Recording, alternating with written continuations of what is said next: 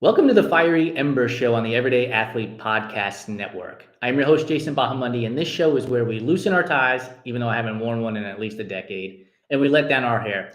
I'm bald. So, based on that, you get the picture, even though you're listening to this on a podcast, right? I get it. Today, we have Mandy Mullen joining the show. Mandy is the founder and race director of Run Windsor, which is based out of Colorado and includes the 200-mile Wild West Relay. Try to say that 3 times fast. This is an event that covers 200 miles and can be run solo or part of 2 to 12 person teams. It takes place on August 1st, actually, and there is still time to register. So head over to wildwestrelay.com. We have featured Mandy on our site before, and one of my favorite things about our conversations is her thought process on running her business her way. It is super refreshing to hear and always lifts me up and empowers me to say that to myself as well. So let's bring Mandy onto the show and let's have some fun with her. Hey, Mandy, how are you? Good morning. I'm doing well. How are you, Jason? I'm fantastic. For those of you that are listening to this show on Apple, Spotify, your favorite podcast platform, Mandy has a setting in the background that I had to ask if it was actually real or if it was like one of those Zoom settings because it looks gorgeous back there. Thank you. Yeah, it's real. I'm in Colorado, and actually, you can see the mountains behind me that the Wild West runs on. So, Oh, this is a perfect setting for the conversation then. I've done my research, and by research I mean I went to Google and typed in Wild West ideas, and it popped up some great questions for us. So I want to jump right in. So, if you had to race the Wild West relay with an animal, which one would you rather ride on? Bison or a horse? horse. Why? Feels like the horse might be less stubborn, and really enjoy the scenery. And there are wild horses on the course, so feels fitting. I would also think it'd be easier to get up and over some of the passes Yeah, with a horse yeah. than a A bison. little more motivated. Yeah. So wait, there are wild horses on the course doing the Wild West relay? There are, yeah, if you go to our website, you can, I think, scroll through some pictures and see them, but some are wild, some are always out there and owned by someone that lives out there and they are out grazing. Um, yeah, so there's horses almost every year. So a big favorite part for runners is when they come up and over Dead Man's Pass as the sun is setting in the valley and you're kind of looking north is Wyoming, and you've come over the first pass. You just have this open beautiful landscape, and you come out of this valley with a huge it's a 10-mile just straight downhill, one of the hardest but most fun runs of the course. And then you kind of can see off in the distance horses, but then those horses are also on the dirt road, so a lot of the team vans as they get to the section stop and pull over and take pictures. I have a picture last year of a donkey out there as well, so some really awesome wildlife encounters. I mean, that is amazing. And as you're giving me the details of this story, I'm just thinking to myself, if I'm coming down that 10-mile stretch and I see the wild horses, I'd have to be yelling yeehaw, right? Like, I mean, now you have to do that, I think. Yeah, absolutely. It gives you that little burst of energy, and it's kind of one of those moments where you don't get to experience those very often. Right. Like, what an amazing setting for an event to be able to see wild horses or horses in general on a course that, especially with a team scenario, right? Where you're able to then have a conversation with somebody. Like, I've run Cocodona 250 miles, and if I didn't have a pacer with me, you're by yourself. And if you see something like that, I mean, you're just talking to yourself. So it'd be cool to have that experience with a relay member, with a team, where when you get to the van, you have that conversation. Like, did you see that? Oh, it's so fun because I think a lot of times, like, the teammates experience those things together, but there's often times where the runner's out there alone, and by the time they get to the team van, they're like, "Whoa, did you see that moose back there?" And the whole team is like, "I Wait, didn't see what? a moose. Moose? What? I wanna go back and see the moose," but so they either get to see it together or they don't, but they get to share it and talk about it, so it's a lot of fun. Google did me wrong. They didn't add in moose as animals to be a part of the question. That's another it's so funny because every year I'm like, "Are these animals staged here?" Like, they know we're coming back every year, so at the very bottom of Dead Man's Pass, which is our big uphill challenge in the middle of the race, there are always moose at the bottom. I think every time I've run this race, everyone is either in awe of the runners coming out of Dead Man's and their performance, or they're staring at the moose out in the field, so it feels like the universe just kind of places these wildlife, critters out there. Like it's on their schedule. Like it's the Wild West weekend. We got to go out and be at these specific locations on the course. They didn't unsubscribe from the newsletter. They keep getting it Yeah. every year. Yeah. They're part of the experience. It's what your race entry gets you. That's it. We pay for the moose to show up. I promise I don't have a moose in my backyard that I haul up there, and I also don't own any horses. I actually know nothing about horses, even though I grew up in Colorado. That would make two of us, and I didn't grow up in Colorado. All Yeah, I right. just had horses grazing in the field, and I don't know that horses graze. So people are probably laughing at me right now. I don't know. The horses are out there. We'll They're deal doing with their that thing. email when it comes. Yes. Horses don't graze. I'm sure there's trolls out there that are ready to hammer us on this. They are. Yeah. Next question. So if a chuck wagon was able to go with you through the race, what 3 food items would have to be on the chuck wagon for you? Oh, bacon, spaghetti, and chips. Any flavor? That's an odd. Those are my favorite running foods, so that's why I picked it. I was not expecting chips. Clearly, I was not expecting chips. I was getting into the like a pasta carbonara. I was like, oh, she's gonna say cheese, right? Like you have bacon, you have pasta. I was like, it's got to be Parmesan cheese. Chips was. You don't just run races for the chips. I run races for the chips. I'm like excited to see what kind of chips they have out. Is it not one of the greatest pleasures when you're in the midst of an ultra to get salty potato chips? Like it is just. You would think it was like a 7-course meal at the fanciest restaurant. The way it hits when you're just depleted and everything just hurts. Yeah, I think if anyone listening follows me on Facebook, I think my profile picture is of me eating a chip on a 50-mile run in Moab. What's your favorite flavor of chip? You know, when I'm running, it's just the sea salt like ruffle chips from Costco. Yeah.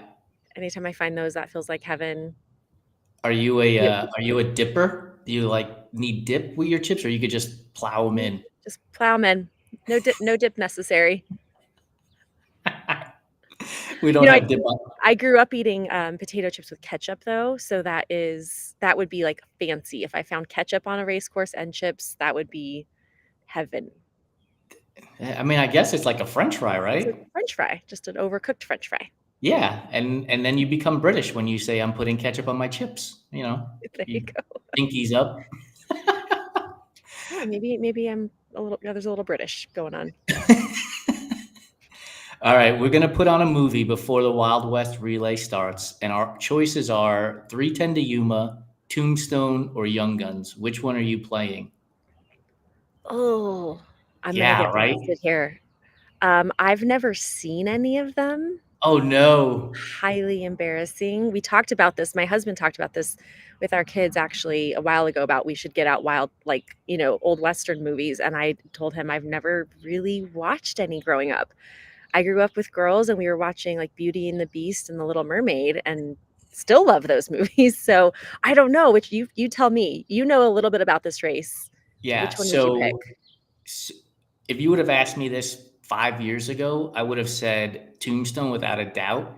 But I recently watched it again, and it's an awful movie. Like it gets a lot of hype with Val Kilmer, rest in peace, and his "I'll be your Huckleberry" line, but that's literally the only good line in that entire movie. I was so disappointed in rewatching it. So maybe I'm just not missing out on anything. Not on that one. Honestly, not on that one. I will tell you which one I would pick. Not from the ones that you chose, but one of my favorite movies is A Million Ways to Die in the West.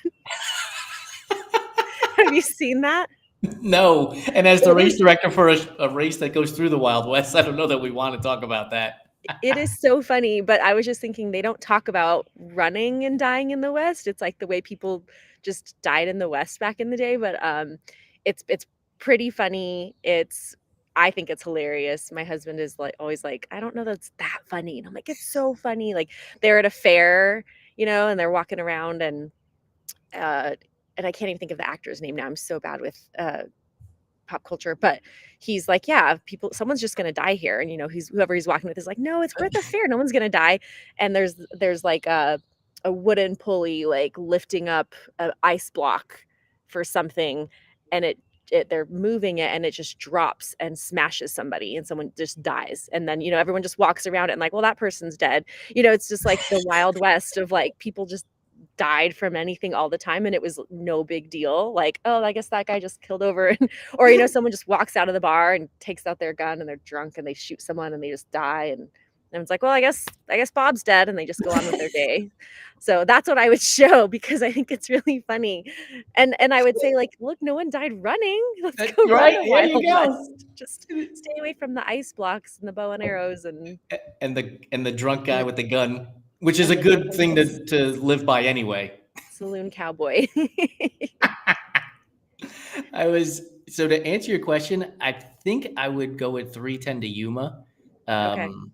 And it involves trains way more than Young Guns does, and I don't know, trains always seem to intrigue me.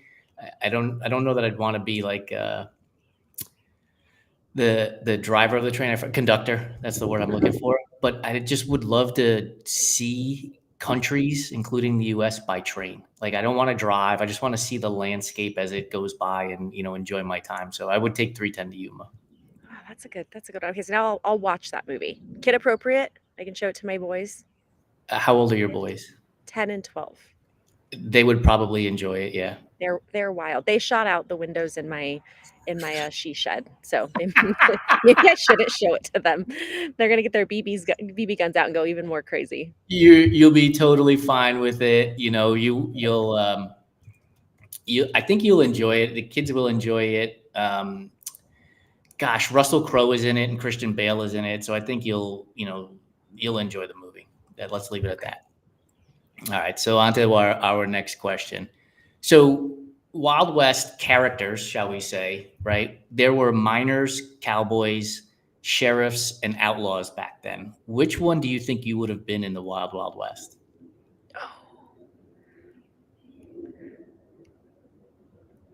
An outlaw.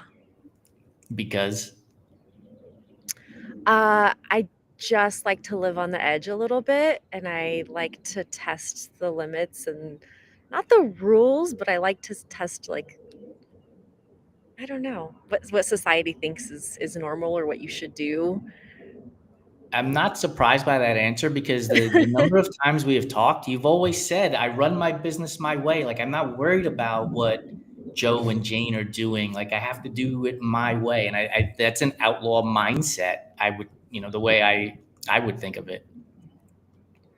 Yeah, I think there's excitement in being unconventional and writing your own path. And I'm not the wildest and craziest person in the world, but I like being able to think outside the box and having fun in life and just doing things a little differently. Yesterday, for example, like, just quick story on that, I posted on my socials, but woke up at 4:30. My husband went to work to go do his workout and work. I got up and was going to get ready for my run. Looked at the calendar, realized we had signed up to take treats to school for, it's the last week of school. So there's all these things going on. And I was really frustrated because I was like, this was my only time of day where I was going to run. And now I have to go to the grocery store at 5:00 in the morning and go get treats. And I really don't want to do that. And so I was thinking, like, most parents, not most, I'm probably stereotyping, but I think a lot of parents in that moment would be like, well, the kids got to come first. I guess I'm going to skip my workout today because I got to go to the store, get the treats, and take care of their needs first. And my mindset was like, okay, how do I do both of these? And so I was like, you know what? I'm just going to put my Solomon pack on and run to the grocery store, which is like 4 miles away, and get whatever treats I can stuff into all of them. Like, we run with this as ultra runners, right? Like with Cocodona, Right. you probably had a million things in your pack. I'm like, I can Everything fit fits. treats in there. So I showed up to the grocery store and bought bags of mini donuts, a variety of little bags of mini donuts, stuffed them in all the pockets, and ran home. And so that's kind of like the wild, just, I don't know, you got to think outside the box sometimes and do things differently. yeah, you got to do what you got to do. And that's, as the cliche says, killing two birds with one stone, right? You got the run in, you got the snacks for the kids at Yeah. school in too. So did it wind up being an 8 mile run then? 4 miles there, 4 miles back home? Yeah. It was Yeah. great. I got home and I was like, I feel great. It's by the time like I'd gotten up and had my coffee and done a little work and got my run done, got home at 7 and I'm in a great mood, like runner's high. Feel like I'm crushing it. I got some work done. I got my run in. I'm being a good mom.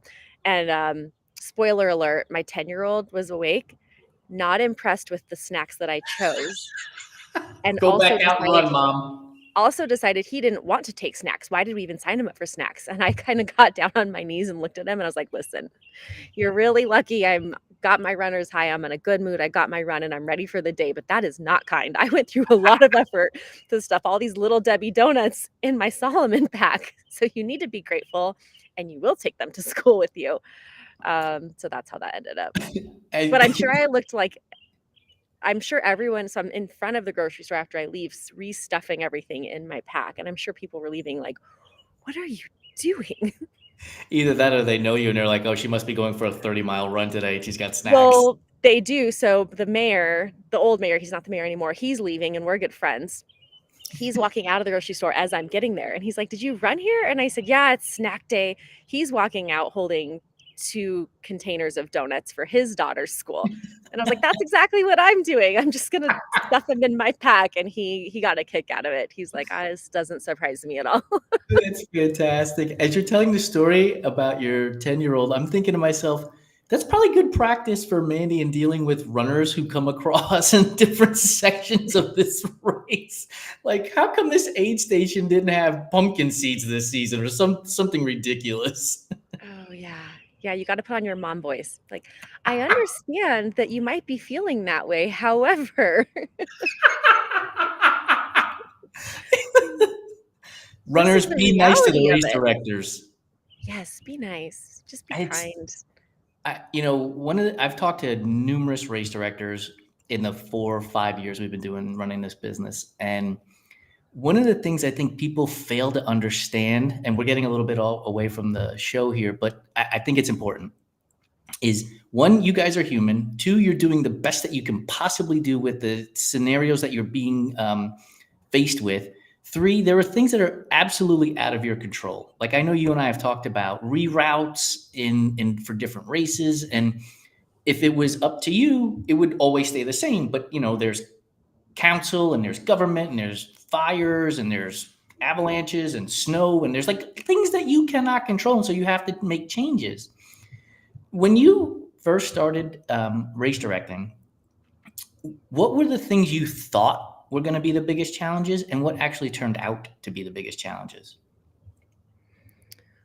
Oh, that's a great question. I think I thought, man, I'm gonna start with like the biggest challenges today are probably like getting volunteers and getting people out on the course to help with things and to keep your runners on track, keep them motivated. That always seems to be a really hard thing to do. I think it felt easier before COVID, honestly, and I think I've heard from a lot of other race directors the same. 2 things have happened there. I think people have a fear of overcommitment sometimes, like I don't know what's really going to happen next week, so I don't want to commit to it. So that seems to have gotten harder. And then, a lot more people are running now, which is awesome. But even like my pool of volunteers, they'll start on my team or volunteering for me, and then the next thing you know, like they're running my races, which I super love. But I think getting people out on the course, I didn't realize how much manpower you needed to put on a race, paired with how little financial resources you have. So you really do rely heavily on volunteers. Of course, like I have a team that I do pay that you have to pay for their time, whether it's as independent contractors and kind of project work or, staff. So that's always been kind of a surprise to me. Like, whoa, this takes way more people than I ever imagined. There are way more people behind the scenes. Um, Something I thought was gonna be a challenge was putting on longer distance races. Like, when I started, putting on a 5K was very daunting, and I remember back then thinking like, "Oh, I don't know how anyone puts on a marathon or a 100-mile race or a 200-mile race," and it surprised me how easy it was to add those distances on. Yes, it Interesting. requires more volunteers and more logistics, more food, but it was, a lot easier to add those distance on and market them. Like, the market responded really well when I was like, "Okay, we're gonna add a half marathon to this race." Then 40 people sign up. Like, "Okay, what if we add a full marathon?" 60 people sign up, so that Yeah. surprised me a little bit. That's interesting. I think about the volunteers for the, 50, 100-mile, 200-mile distances, especially 100 and 200 miles. I'm wondering if it's a little bit easier because you have days now. So now you can get people, if I can't make it on Saturday, but I can make it on Sunday kind of thing. Does it make it a little bit easier because it's multi-day, especially on the 200-mile? It does, but then even then, you're still asking for 200. So Wild West, for example, we have 150 to 200 volunteers every year. And that's a lot, and we're not even doing, food at the exchanges. It's really just manpower to go and stand at an exchange and, make sure the runner doesn't run over the wild horse. Um, Avoids the so moose. yeah, it does help a little bit, but it's just hard. It's hard to staff all of that, and the communication piece is tricky. And I know there are other races like Hard Rock I'm volunteering for. Like, there's some races that everybody knows and everyone wants to be a part of because Yeah. they're well known and for whatever reason, and it's easier to get volunteers. And there's sometimes like a wait list for those races, and then there are other races where we're like, "Hello, don't forget about us. We need volunteers too." I Um, I was yeah, going and to it's say, always kind of been funny to me when runners are surprised too if they approach an aid station or an exchange and there's not a volunteer there. And I've had some runners kind of be like, "There wasn't a volunteer at exchange, blah blah blah, at 2 o'clock in the morning," and I'm like, "For real? Like, right. I'm sorry, I tried really hard." It's not that I was like, "Nobody volunteer for this. I don't want anyone at that exchange at 2 o'clock in the morning." So I hope that at the very minimum, runners start to have that acknowledgement and get out and volunteer for races themselves and realize most people you encounter on a course aren't part of the staff. They're not paid. They're doing that because they love you and they want to see you succeed. Yeah, I think there is such a joy and a pleasure out of volunteering and helping others, right? Like, you're helping the race director, which is fantastic. But then when you see those runners coming through and you're helping those runners, there is something about that moment that is right up there with your own finish line. And so I would encourage people to get out there and volunteer at races wherever you can. It's just so important. I'm going to jump back into the Wild West questions. Okay. It's late at night. You mentioned 2 in the morning, so it's late at night. We're sitting around the campfire. Are you playing the harmonica or the guitar as we reminisce about seeing the wild moose and the wild horses and the bison? Guitar. Are you a musician? Do you play the guitar? I'm not, but my husband is. He's Okay. self-taught. He comes from a long line of musicians. Actually, the Mullen steel guitar makes its way at the Grand Ole Opry still today. So his grandpa's brother created the Mullen steel guitar, and then his grandpa played and traveled and played at dances Oh um, shit. back in the 60s, 70s. His dad plays guitar, and then, yeah, Nick plays. So I love the guitar, and my kids enjoy playing. Every once in a What? while, I'll pick it up. This is why you talk to people. Like, I would never have known that. What a fascinating story. Thank you for It's kind of sharing. fun. Yeah, yeah. All I right, don't so play. I don't have time for that. no, you got to round up all the volunteers. Yeah. All right, we're slowly running out of time, but because we are live, we actually got a comment on Instagram from Badwater06 who asked, "Is that your backyard?" They obviously joined a little late, and it's crazy. I'm telling you, it looks like one of those Zoom back screens that people use. It's Yes. amazing. Yes, I am very, very lucky. This is the backyard, so we live on a little bit of land. I'm getting some shade now, so I'm not blinded by the sun. Thank you, Nick. So we live on a little bit of land out in northern Colorado, just east of Fort Collins. and super lucky because this is my backyard. We get to enjoy all this space, but also we have a shop here that holds all of the signs and the cones. Follow me on Instagram and I'll post a story later. It's Mullen Mama Runner of what the shop looks like right now since we're prepping for a race this weekend. But I own probably 50 cones, probably 200 wooden signs, 50 trash cans. I mean, it's a whole thing. So the space is nice being a race director that has this much equipment. I would put a dollar amount that mattered to me on the fact that there is no way that Mandy, as a young teenager, would have thought, I can't wait to have a storage space full of garbage cans and cones. No, I was going to be an ad exec living in New York in a high rise wearing high heels and a briefcase. And now this is what I do. And this is where I live, but it's lovely. This is a movie. This is a movie. We live in Hollywood. I'll go find a studio. I'll go pitch it to you because that's a movie. Yeah. We'll make it a Hallmark. We'll make it a Hallmark movie. We got the guitar component of it. We'll bring your husband in with the guitar. This is a movie. Last question before I let you go. We finished the race, or you finished the race. Our team finishes the race. And it's the only two things I can think of when it comes to drinking in the Wild West. Are you celebrating with a black cup of coffee or a shot of whiskey? I'm celebrating with a shot of whiskey. I'd be celebrating with the coffee next to you. So we would have our team would be covered on all the drinks that would be possible. I don't even know what else did they drink in the Wild West. Do you have any idea? Moonshine. Moonshine, yes. Yeah. Are you taking moonshine over whiskey? No. No, I've tried moonshine. I don't like it. It's gross. There's a reason that the industry has evolved. I have a friend actually who just started a whiskey business here in Windsor, Colorado, and it's delicious. So normally I'm not a whiskey drinker, but he just started his whiskey business, Lorado whiskey. Look it up; it's really good. So every once in a while, I'll have a whiskey drink with him. But I think there's a lot of coffee that's required to get you through Wild West, and if you can get through it as race director and all the teams, there's definitely like this moment when you get to the finish line of like, whoa, I need just to take it all in for a second. That's amazing. They're interested in looking at the garage and the shed and everything else because we just got asked what's the IG handle so they can see the stories. You are now on the hook for making sure you post those cones and garbage cans. Yeah, we got a lot of cone stories. You know what? Yesterday I was out for my run. I know we're running out of time. I was out for my run yesterday, and I found my cones are labeled, and because I put on races all in my town and beyond, one of my cones was working for the town. Send them an invoice.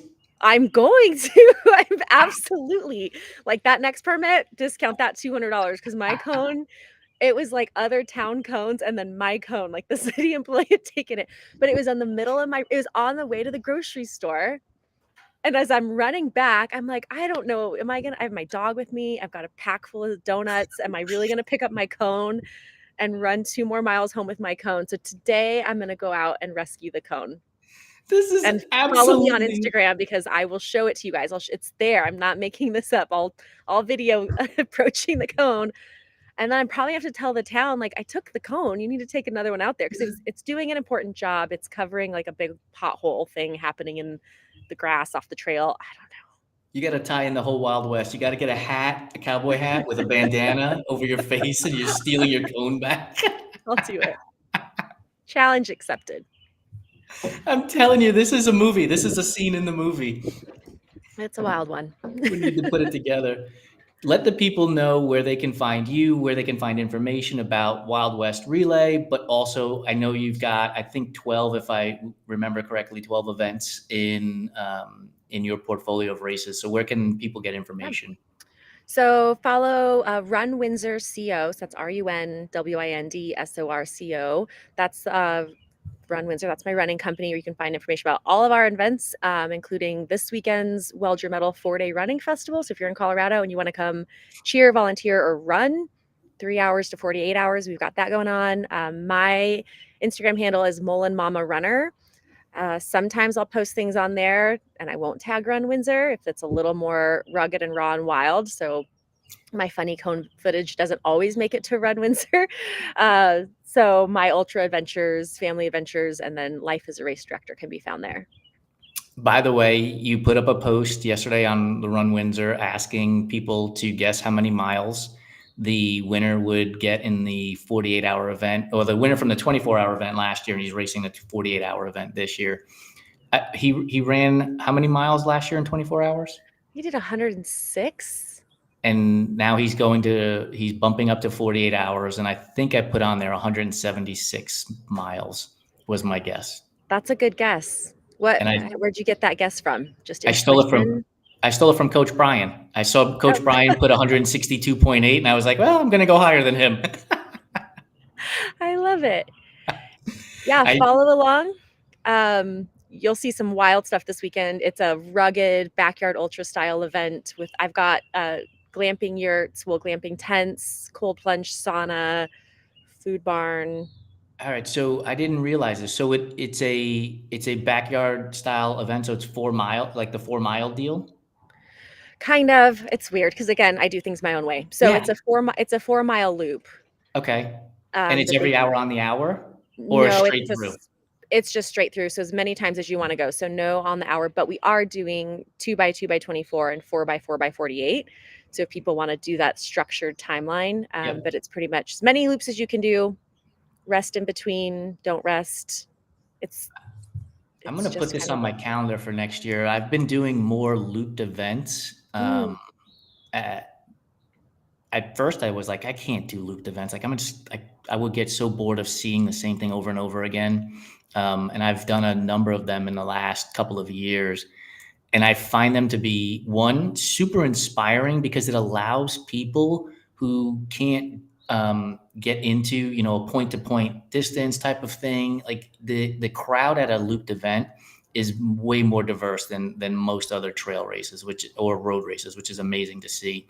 And then it becomes a challenge, right? Like how many times can I run around this particular loop and see the same thing and the same people over and over again? So I'll have to put that on my calendar for next year. Yeah, it's the Welger Metal Ultra. That's exactly why we do it. Same with Wild West. Like my events really cater to anybody. We've got really good runners that run our events. Adrian McDonald is running Wild West this year, who won Leadville twice. But then we've also got people who get together and run once a year and clip away at a 12-minute, 13-minute pace and make it happen. So kind of same thing with Welger Metal. Focus is just community and support.